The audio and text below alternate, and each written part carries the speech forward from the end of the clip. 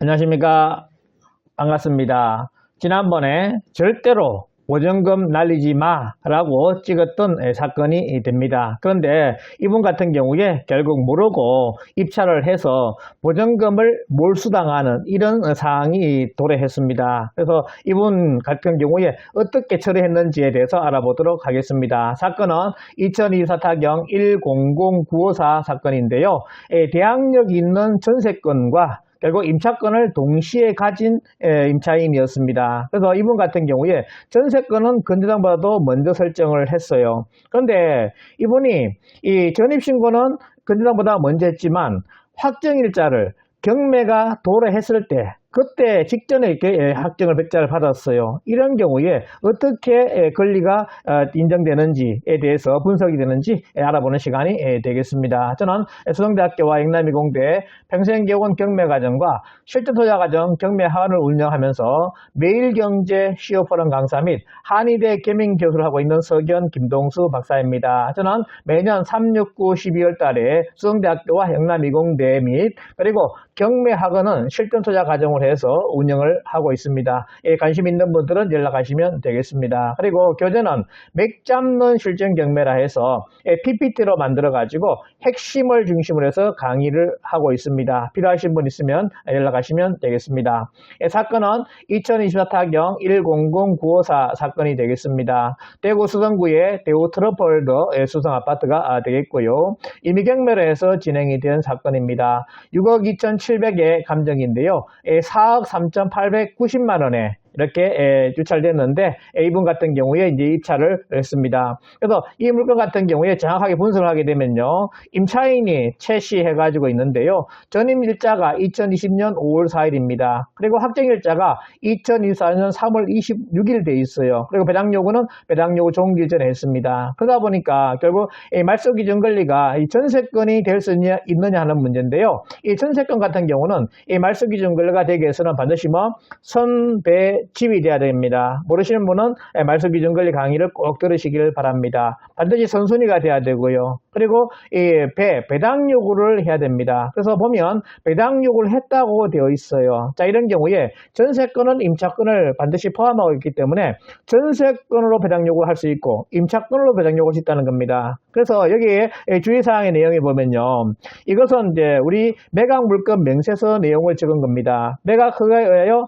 소멸되지 아니하는 것 돼서 얼구 9번 전세권 설정기 2020년 4월 28일 등기는 말소되지 않고 매수인에게 인수됨 이렇게 적어놨습니다.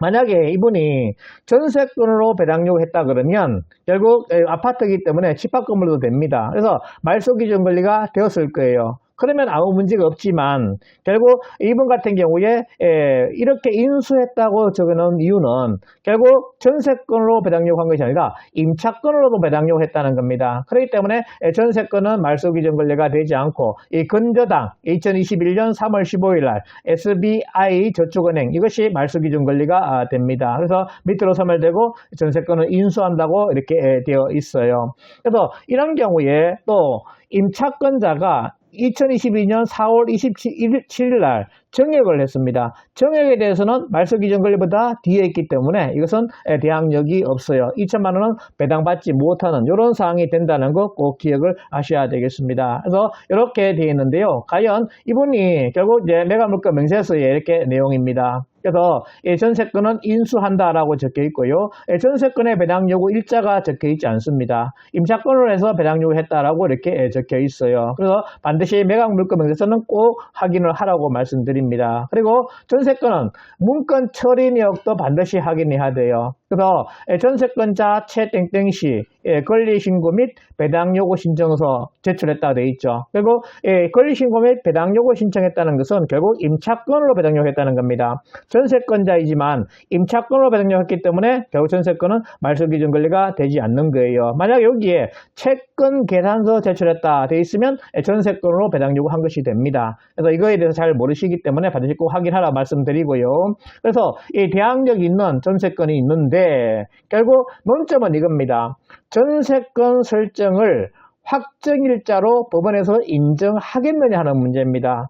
우리 대법원 판결에 보면 2001-5175 판결에 보면 이 전세권 소인이 결국 확정일자 받은 것으로 인정을 해줬다는 겁니다. 이것은 결국 임차권이 주장을 했을 경우에 이렇게 인정을 해줘요.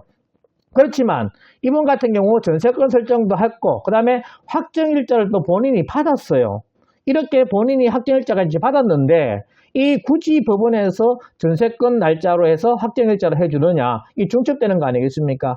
제 개인적으로 봤을 때는 결국 안 된다라고 판단을 한 겁니다. 어떤 분은 그 전세권을 받아 했으니까 그냥 확정일자 본 걸로 이렇게 봐서 배당이 될 것이다 이렇게 예상하시는 분도 계시더라고요. 그런데 이것은 다툼이 여지가 있습니다. 그래서 이 대법원까지 가가지고 결정 나야 될 문제지 이거는 그냥 단순하게 판단할 문제가 아닙니다. 결국 임차권자가 확정일자를 안 받았을 경우는 땡겨서 이렇게 할 수가 있습니다. 그런데 확정일자를 굳이 받았다는 거예요. 그래서 이것은 다툼의 여지가 있다는 거. 그래서 저는 입찰하지 마라 이렇게 말씀을 드린 겁니다.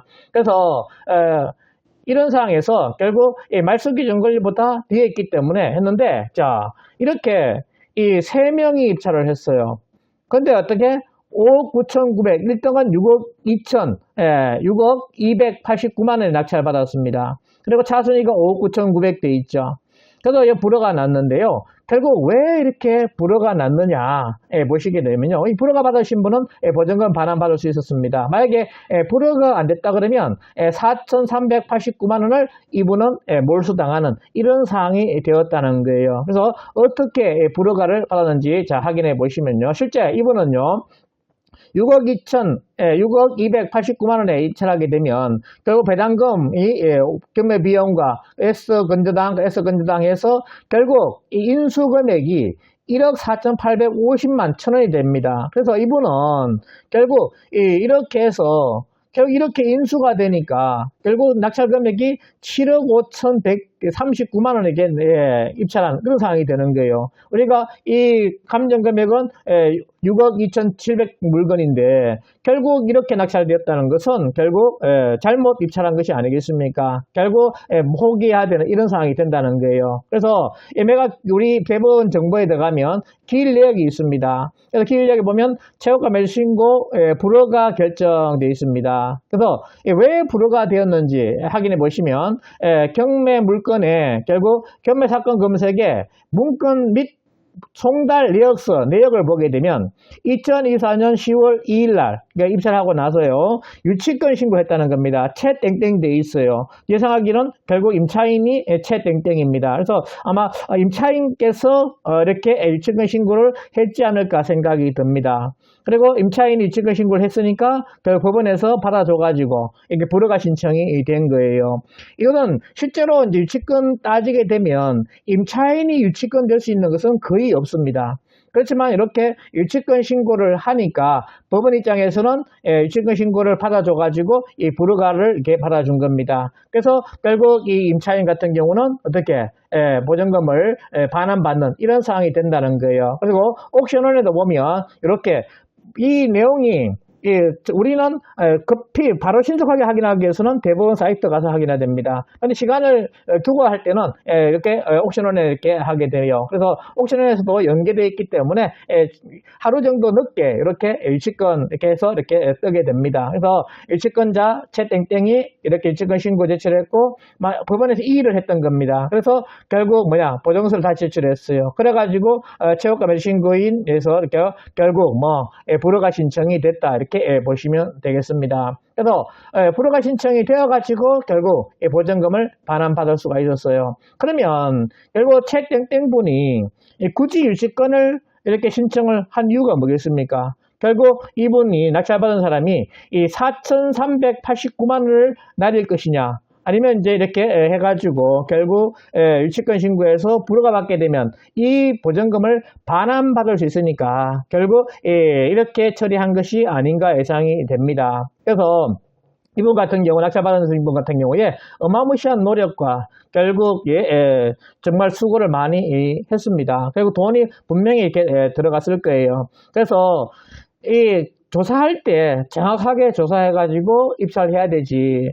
이렇게 해가지고 몇 천만 원 날리게 되면 얼마나 참 가슴이 아픕니까? 이 돈 벌러 가가지고 법원에서 이렇게 보증금 몰수당하는 사례가 이렇게 발생하게 되면 정말 하늘이 무너지는 것 같습니다. 그래서 우리가 공부를 잘하게 하시고 하시는 것이 전략하는 방법이에요. 그래서 공부를 반드시 꼭 하시기를 추천드립니다. 그래서 정확한 권리 분석과 입찰표 작성을 해서 보증금을 보호받아야 되겠습니다. 그래서 제가 입찰표까지 정확하게 작성을 해가지고 분석하기 때문에 저는 실수하지 않습니다. 제가 10년 동안 거의 10몇 년 동안 공부해가지고 만든 것이 이 배당표까지 작성하는 거예요. 그래서 절대로 서둘지 말고 차분하게 배당표를 작성해서 입찰가 분석을 꼭 하라고 말씀드리고요. 그래서 기본이 제일 중요하다. 기초를 단단히 다지하지만 결국 내 재산을 지킬 수 있다. 이렇게 보시면 되겠습니다. 그래서 우리가 공부를 경매 같은 경우는 남들보다도 저렴하게 물건을 매입할 수 있는 방법입니다. 저도 열심히 지금 투자를